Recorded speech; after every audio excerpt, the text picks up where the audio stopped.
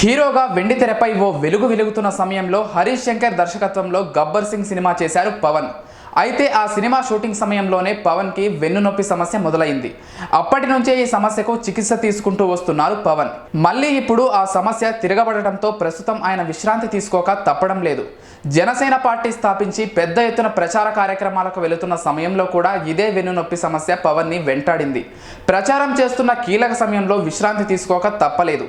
ఈ సమస్య పట్ల సర్జరీకి వెళ్ళమని వైద్యులు సలహా ఇచ్చినప్పటికీ సాంప్రదాయ వైద్యం వైపు మొగ్గు చూపి ఆ దిశగా ముందుకు వెళ్లాలని పవన్ డిసైడ్ అయ్యారట. తన వెన్నునొప్పి సమస్యకు ప్రకృతి వైద్యమే మేలని భావించిన పవన్ పార్టీ కార్యక్రమాలతో బిజీగా ఉన్న కారణంగా దాన్ని పక్కన పెడుతూ వచ్చారు.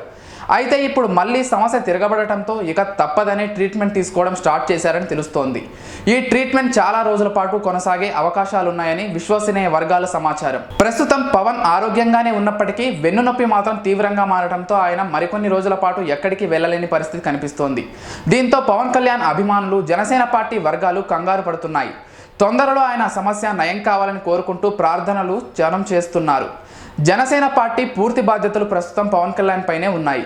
వీలైనంత తొందరలో ఆయన తిరిగి యాక్టివ్ కావాల్సిన పరిస్థితి ఉంది. సరిగ్గా ఈ సమయంలో ఆయన వెన్నునొప్పి సమస్య తీవ్రమైంది. సో చూడాలి మరి పవన్ తిరిగి ఎప్పుడు యాక్టివ్ రోల్లోకి వస్తారు అనేది. మేము చేసే వీడియోస్ మీ మొబైల్ కి నోటిఫికేషన్ గా రావాలంటే మా ఛానల్ ని సబ్స్క్రైబ్ చేసుకుని పక్కనే ఉన్న బెల్ ఐకాన్ ని యాక్టివేట్ చేసుకోండి.